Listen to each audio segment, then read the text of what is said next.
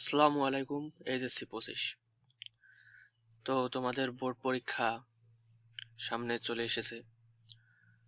তোমরা অনেকেই এলোমেলোভাবে পড়াশোনা করতেছো। এখন তোমাদের উচিত গুছিয়ে পড়াশোনা করা। তো কিভাবে গুছিয়ে পড়াশোনা করা যায় সেটার একটা ওভারভিউ দেওয়ার চেষ্টা করবো আজকের এই ভিডিওতে।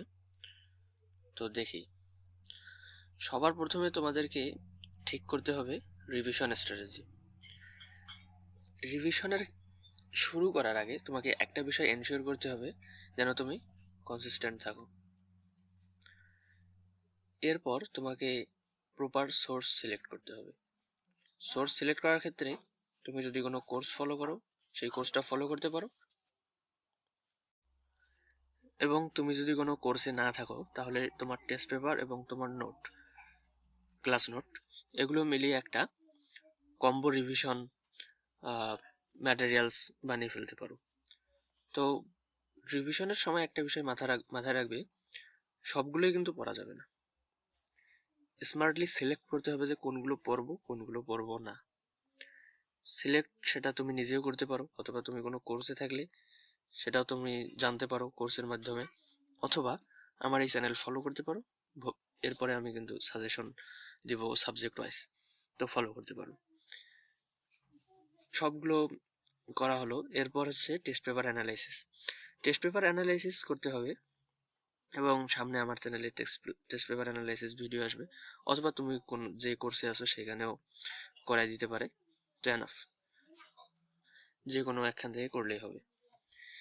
এরপর তুমি যে পূর্বে যে মিস্টেকগুলো করেছো সেগুলোকে অ্যানালাইজ করতে হবে। টেস্ট পেপার অ্যানালাইসিসের ক্ষেত্রে প্যাটার্নটা ফলো করতে হবে, যে কোন প্যাটার্নের প্রশ্ন বারবার আসে আমাদেরকে অবশ্যই সেই প্যাটার্ন ফলো করতে হবে। এরপর টেস্ট পেপারের যে প্রতিটা টাইপের কোয়েশ্চেন্স এগুলো লিখে লিখে প্র্যাকটিস করতে হবে, অবশ্যই লিখে লিখে প্র্যাকটিস করবা। এরপর আমাদের ওয়ান শট দ্য সেভিয়ার। এই মুহূর্তে এলোমেলো পড়াশোনা গোছানোর একটা সহজ মাধ্যম হচ্ছে ওয়ান শট। ওয়ান শট আসলে বেশ জনপ্রিয়। তো ওয়ান শট করে তোমরা সব বিষয়ে একটা গোছানো প্রস্তুতি কিন্তু নেওয়া সম্ভব, তবে প্রপার ওয়ান শট সিলেক্ট করতে হবে। ওয়ান শটে কি হয়, ওয়ান শট করার জন্য তোমাকে কনসেপ্ট ক্লিয়ার একটু থাকতে হয়। অনেকে আবার বেসিক থেকেও পড়ায়, তো আমি সেগুলো রিকমেন্ড করব না। তোমরা কনসেপ্ট ক্লিয়ার করে ওয়ান শটগুলো করবে, তাহলে বেশি ইফেক্টিভ হবে। এবার ওয়ান শট করা শেষ, তারপর practice practice practice and practice. এবার আমরা প্র্যাকটিস স্ট্র্যাটেজি নিয়ে আলোচনা করব। প্র্যাকটিস কিভাবে করব?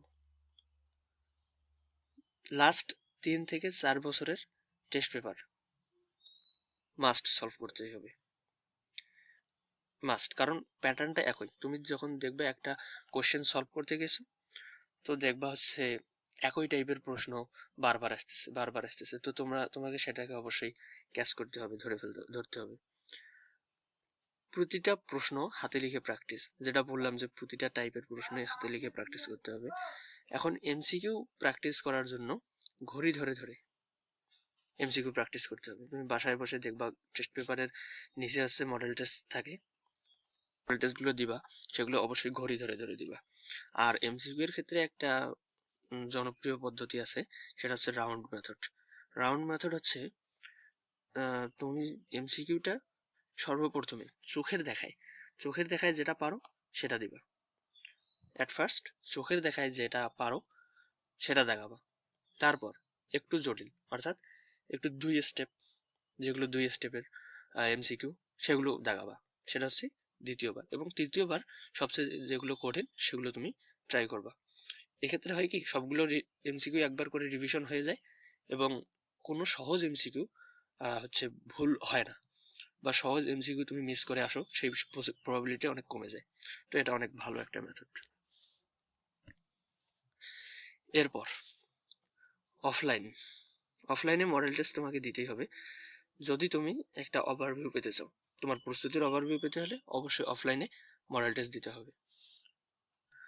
অনেকে দেখবা অফলাইনে মডেল টেস্টের ক্ষেত্রে অনেক কঠিন কঠিন প্রশ্ন দিয়ে হচ্ছে মডেল টেস্ট নেয়।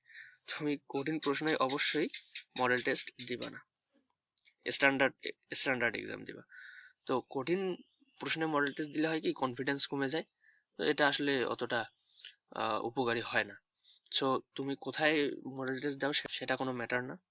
তুমি মডেল টেস্ট একটা স্ট্যান্ডার্ড এক্সাম দিবা, অর্থাৎ স্ট্যান্ডার্ড প্রশ্নে তুমি মডেল টেস্টটা দিবা, সেটা অনেকটা ম্যাটার করে, কনফিডেন্স বুস্ট করে। তো এই মডেল টেস্ট দেওয়ার পর যে ভুলগুলো আছে, যে ভুলগুলো তুমি করেছো সেগুলো দেখবা, দেখে যেগুলো তোমার উইক পয়েন্টটা সিলেক্ট করবা এবং সেগুলো ইমপ্রুভ করার চেষ্টা করবা।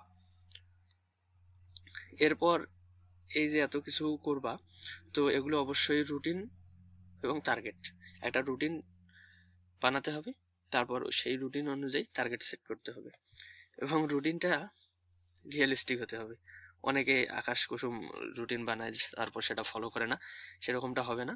রুটিনটা রিয়েলিস্টিক হতে হবে এবং তোমাদের উচিত প্রতিদিন প্রতিদিন ন্যূনতম 11 থেকে 15 ঘন্টা টার্গেট করা, যার যত প্রয়োজন। কারো 15 ঘন্টা পড়াশোনার প্রয়োজন হলে অবশ্যই 15 ঘন্টা পড়তে হবে, আর যার 11 ঘন্টা পড়াশোনার প্রয়োজন অবশ্যই তাকে 11 ঘন্টা পড়তে হবে। এটা নিজের ব্যাপার আর কি।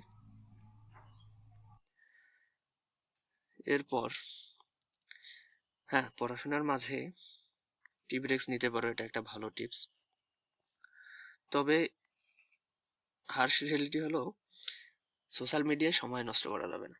সোশ্যাল মিডিয়ায় সময় নষ্ট করলে আলটিমেটলি তোমারই ক্ষতি, মনোযোগ কমে যায়।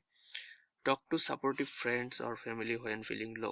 যখন লো ফিল করবা, ডিপ্রেসড ফিল করবা, তখন সাপোর্টিভ ফ্রেন্ড এবং ফ্যামিলির সাথে কথা বলবা, এটা একটা বুস্ট করবে। মেন্টালি হেলদি থাকবা, that's your foundation obviously. Consistency is the কি, মনে রাখবা কনসিস্টেন্সি ইজ দ্য কি। কনসিস্টেন্ট থাকলেই কিন্তু সফল হওয়া সম্ভব।